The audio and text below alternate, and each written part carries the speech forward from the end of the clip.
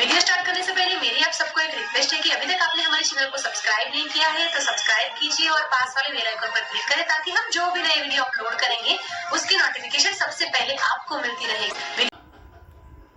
मैं रीना पारिक, आचार्य हिंदी, श्री बलराम उच्च माध्यमिक आदर्श विद्या मंदिर बस्सी। आज हम व्याकरण का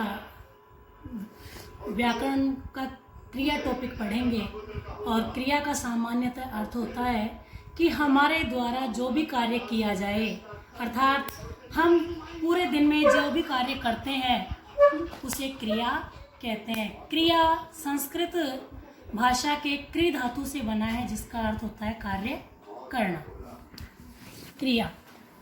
अब हम क्रिया के बारे में विस्तार से पढ़ेंगे कि क्रिया वह शब्द या शब्द समूह जिसके माध्यम से किसी कार्य के होने का बोध होता हो, क्रिया कहलाता है। वह चला गया, वह जा रहा है, वह जाएगा। वह चला गया यह भूतकाल में है, यानी क्रिया भूतकाल में हो गई। वह जा रहा है अर्थात क्रिया वर्तमान काल में की जा रही है, और वह जाएगा क्रिया भविष्य काल में की जाएगी। क्रिया के दो भेद किए गए हैं, यानी क्रिया को दो भागों में बांटा गया है, एक तो अर्थ के आधार पर और दूसरा रचना या संरचना के आधार पर। नंबर एक, अर्थ के आधार पर क्रिया के दो भेद किए गए हैं, एक तो अकर्मक क्रिया और दूसरी सकर्मक क्रिया। अकर्मक क्रिया जहाँ वाक्य के कर्ता द्वारा, यानी वाक्य में कर्ता कोई कार्य कर रहा है, उसके द्वारा किए गए कर्म का फल या परिणाम कर्म पर न पढ़कर क्रिया पर पड़ता हो, वहाँ क्रिया अकर्मक होती है। अर्थात कर्ता द्वारा कोई कार्य किया गया लेकिन कार्य का जो परिणाम निकला वह कर्म पर न पढ़कर और क्रिया पर पड़ता हो तो वहाँ अकर्मक क्रिया होती है। अब हम पहचान कैसे करेंगे कि यहाँ अकर्मक क्रिया कैसे है, तो हम जानेंगे कि वाक्य के माध्यम से जब कोई प्रश्नकर्ता प्रश्न करे और उत्तरदाता उत्तर तो दे लेकिन उत्तर से असंतुष्ट होकर प्रश्नकर्ता पुनः क्यों, कब, कैसे, क्या आदि में प्रश्न करे और उत्तरदाता उत्तर न दे सके, वहाँ क्रिया अकर्मक होती है। अर्थात कि जब कोई भी वाक्य हो और उसका प्रश्न किया जाए और प्रश्न का उत्तर अगर संतुष्टिपूर्ण नहीं मिलता है तो वहाँ अकर्मक क्रिया होती है। जैसे राम खा रहा है, अब हम इसमें प्रश्न करें कि राम क्या खा रहा है, लेकिन उसमें संतुष्टिपूर्ण जवाब नहीं मिल रहा कि राम क्या खा रहा है, अर्थात यह वाक्य अकर्मक क्रिया का हुआ। अकर्मक क्रिया के पुनः दो भेद किए गए हैं, पूर्ण अकर्मक क्रिया और अपूर्ण अकर्मक क्रिया।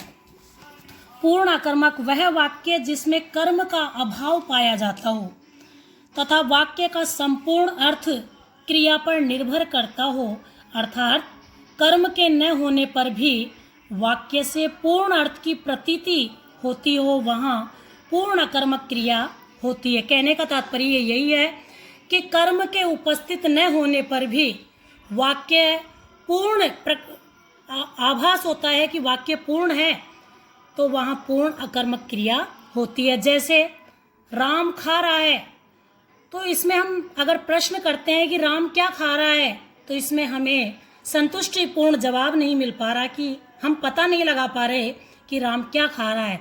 बालक खेल रहा है, बालक खेलने का कार्य तो कर रहा है, लेकिन हम ये पता नहीं लगा पा रहे, हम ये नहीं जान पा रहे कि बालक क्या खेल रहा है। बच्चे रो रहे हैं, रमा सो रही है, अनुराधा गा रही है, कुत्ता भौंक रहा है, चोर भाग गया, पुलिस दौड़ रही है, पक्षी उड़ रहे हैं, वह चला गया। नंबर दो, अपूर्ण अकर्मक क्रिया वह वाक्य जिसमें कर्म का अभाव पाया जाता हो किंतु वाक्य में कर्ता से सीधा संबंध रखने वाले ऐसे शब्दों का प्रयोग किया जाता है जिनमें कर्म तो नहीं होता, यानी कर्म तो उपस्थित नहीं होता, लेकिन कर्म के होने का आभास होता है, भ्रम उत्पन्न होता है, वहाँ अपूर्ण अकर्मक क्रिया होती है। अतः ऐसे वाक्यों से उन शब्दों का लोप कर दिया जाए तो वाक्य या तो पूर्ण अकर्मक क्रिया का हो जाएगा या फिर वाक्य ही अपूर्ण हो जाएगा। जैसे वह एक पैर से चल रहा है। अगर हम पूछें कि वह चल रहा है, अब इसमें अगर हम एक पैर से, इसमें पूछा जा रहा है कैसे चल रहा है, तो एक पैर से अर्थात इसमें माध्यम बताया जा रहा है, साधन बताया जा रहा है। ममता कलम से लिख रही है, ये माध्यम है। बालक गेंद से खेल रहा है, मोहन फुटबॉल से खेल रहा है, बच्चे दूध के लिए रो रहे हैं, गंगा हिमालय से निकलती है, बालक छत से गिर गया, बंदर पेड़ पर बैठा है, बिल्ली पलंग पर सो रही है, चोर घर में घुस गए, बच्चे मैदान में खेल रहे हैं, मीरा बड़ी होकर डॉक्टर बनेगी, तुम बहुत बुद्धिमान हो, मेरा मित्र बहुत चालाक है। अब इसकी हम पहचान कैसे करेंगे कि वाक्य पूर्ण अकर्मक क्रिया का है या पूर्ण अपूर्ण अकर्मक क्रिया? तो कर्ता धन क्रिया बराबर अकर्मक या पूर्ण अकर्मक क्रिया।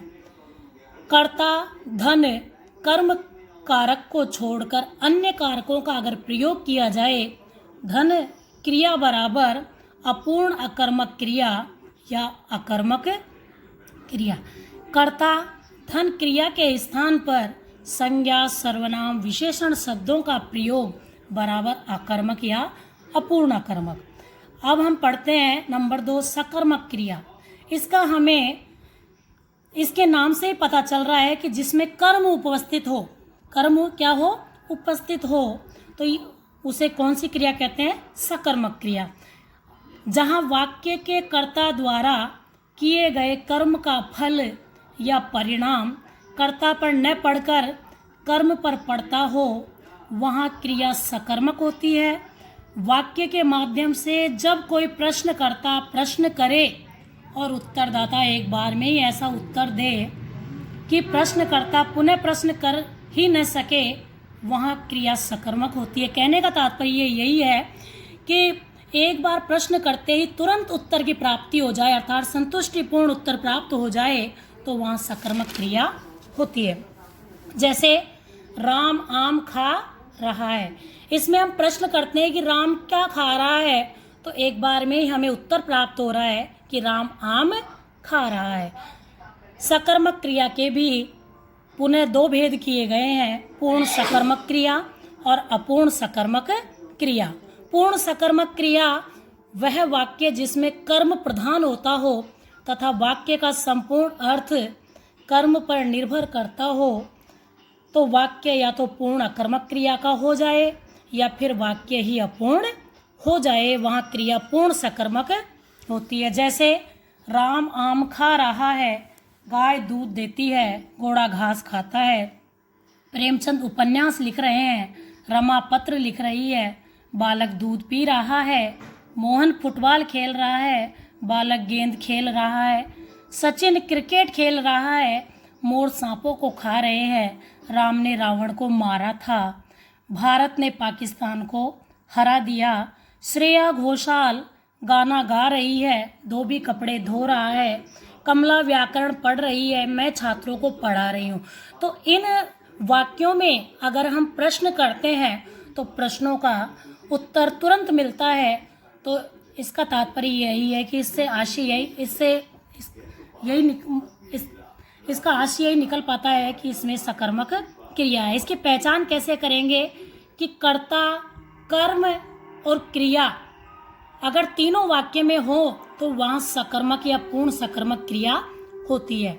नंबर 2 अपूर्ण सकर्मक क्रिया। जो वाक्य अपूर्ण अकर्मक क्रिया के होते हैं वे अपूर्ण सकर्मक क्रिया के भी होते हैं, क्योंकि अपूर्ण अकर्मक जो न ही पूर्ण सकर्मक हो और जो न ही पूर्ण अकर्मक हो, अपूर्ण सकर्मक जो न ही पूर्ण अकर्मक हो और जो न ही पूर्ण सकर्मक हो। अब सकर्मक द्विकर्मक क्रिया, वे वाक्य जिनमें 2 कर्मों का होना पाया जाता हो, वहाँ सकर्मक द्विकर्मक क्रिया होती है। मैं छात्रों को व्याकरण पढ़ा रहा हूँ, राम गोपाल गांव जाएगा और घी लेकर आएगा, माँ बच्चे को दूध पिला रही है। सकर्मक द्विकर्मक क्रिया के वाक्यों में भी ऐसे वाक्य भी सम्मिलित होते हैं जिनमें एक तो कर्म होता है तथा दूसरे कर्म के रूप में अन्य विभक्ति चिन्हों का प्रयोग होता है। जैसे वह हवाई जहाज से लंदन गया है, मीरा डंडे से कुत्ते को पीट रही है, मीरा कलम से पत्र लिख रही है। पहचान, कर्ता धन कर्म कारक को छोड़कर अन्य कारक हो और क्रिया हो तो वहाँ अपूर्ण अकर्मक या अपूर्ण सकर्मक क्रिया होती है।